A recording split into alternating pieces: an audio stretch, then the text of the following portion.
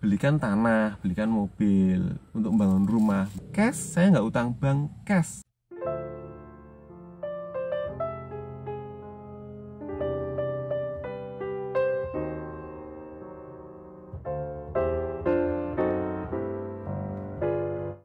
Bagaimana cara mengatur, memanage keuangan?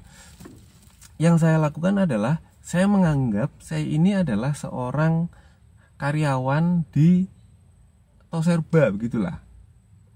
Karyawan di Indomaret, gitulah. Saya punya temen karyawan di Indomaret, gajinya 2,5 juta per bulan. 2,5 juta kalau dia kerja lembur dan sebagainya, dia dapat bonus dan sebagainya, bisa 3 juta lebih dikit, bisa 3 jutaan waktu itu ya.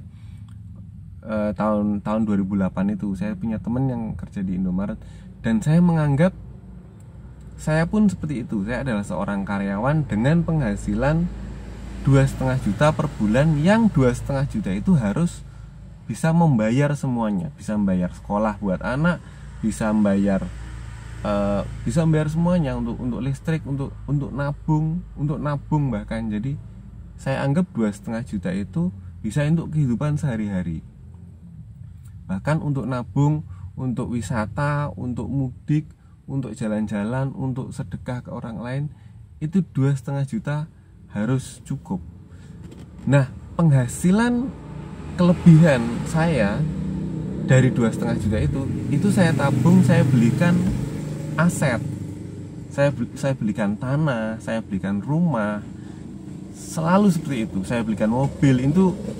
Itu kebutuhan yang di luar kebutuhan sehari-hari. Jadi kalau sebulan saya dapat 7 juta, 8 juta, saya ngambil 2,5 juta, saya kasih ke istri. 2,5 juta itu anggap gaji saya sebagai, ya katakanlah kerja di Indomaret gitu. Udah 2,5 juta, nggak ada tambahan lagi. Nanti bulan depan 2,5 juta lagi, terus seperti itu harus cukup untuk bayar semuanya. Bahkan saya selalu tanya ke istri saya, 2,5 juta itu sisa apa enggak, bisa nabung berapa dari 2,5 juta. Saya anggap seperti itu, karena teman saya yang karyawan toko ini 2,5 juta dia bisa nabung, dia bisa jalan-jalan tiap weekend gitu. Jadi saya menganggapnya seperti itu. 2,5 juta harus bisa nabungnya harus banyak, harus bisa nyimpen. Dari 2,5 juta ini harus bisa nyimpen buat sekolah anak nanti. Waktu itu anak saya masih kecil, terus anak saya ini kecil udah dititipkan ke PAUD, karena 2,5 tahun udah ada adiknya, jadi dititipkan ke PAUD, dan PAUDnya yang cukup bagus, bayarnya cukup mahal. Dan ini dialokasikan dari yang 2,5 juta itu. Penghasilan saya yang lain di luar 2,5 juta itu saya tabung, saya belikan tanah, belikan mobil, untuk membangun rumah gitu.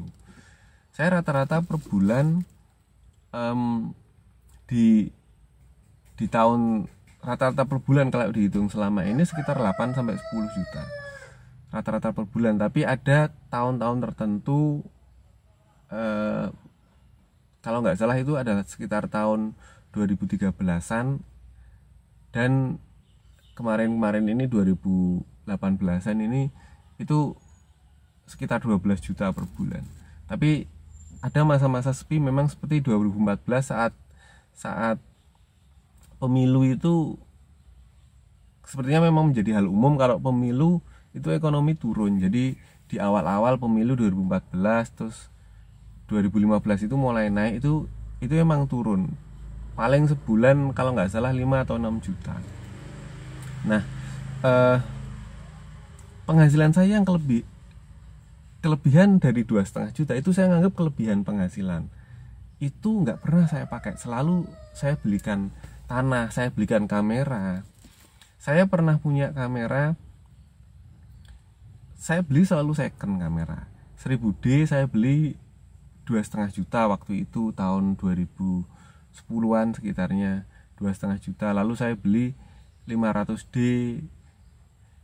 Saya punya D40 2, 60D 1, berarti 3, Nikon ada 3, 1000D ada 2, 500D ada 1, berarti 6, 60D ada 1.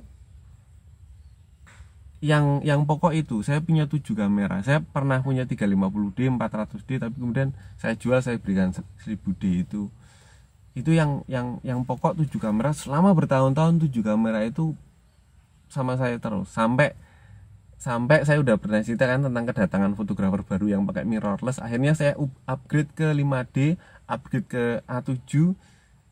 Itu saya jual yang D40, saya jual 60D, saya jual 1000D, saya jual. Terus saya beli kamera-kamera yang upgrade itu. Tapi selama bertahun-tahun dari 2008 2009 itu sampai kemarin 2016 itu saya masih pakai 7 kamera saya itu. Yang paling bagus adalah 60D, yang lain adalah 1000D, D40 gitu. Selalu, jadi penghasilan saya ini selalu saya belikan tanah, saya belikan. Saya 2008 memulai karir. 2009 saya udah beli tanah. Beli tanah yang saya tempati di sebelah itu rumah saya. Saya udah beli tanah. Tahun berikutnya 2010 saya udah bangun rumah.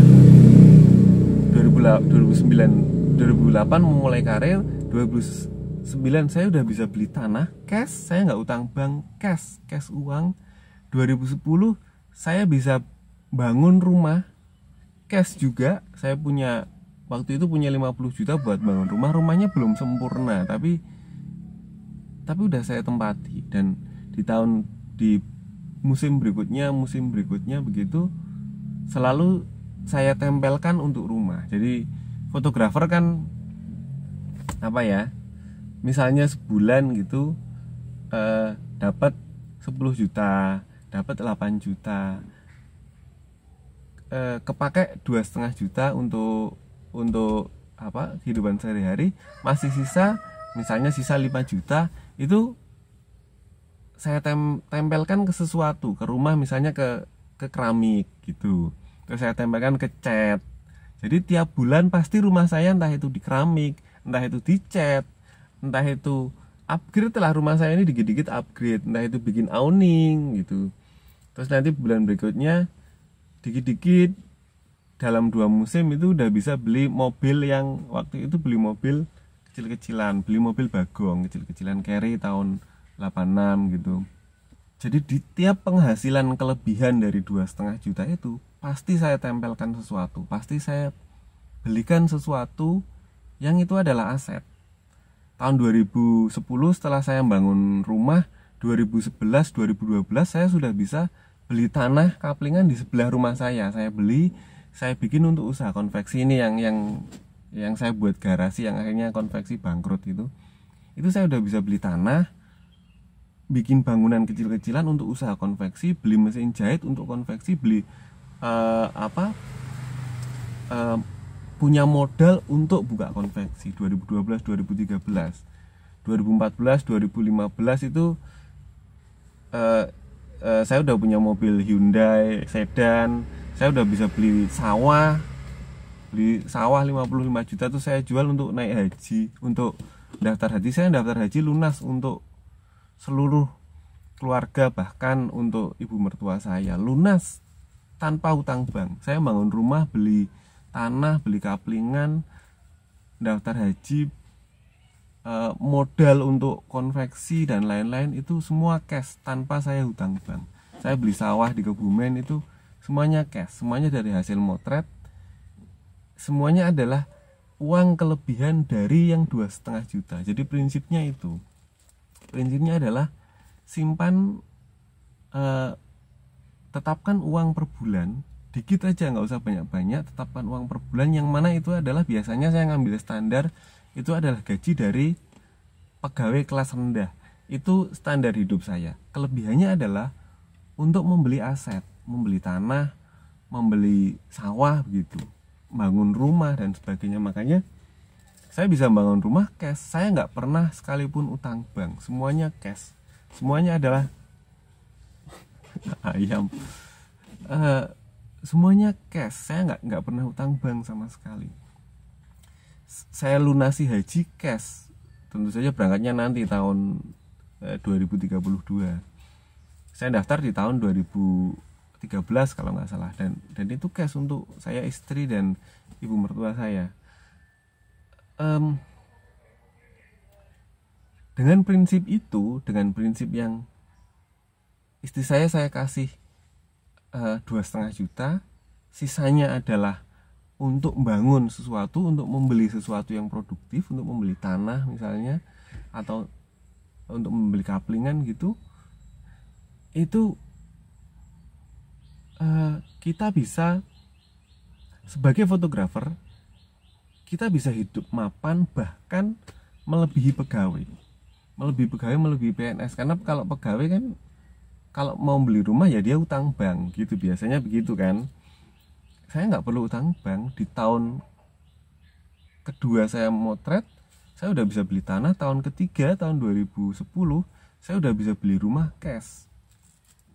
Tahun-tahun berikutnya saya beli kaplingan lagi, beli tanah, beli kaplingan, dan saya punya beberapa kaplingan sampai sekarang, beli mobil dan sebagainya.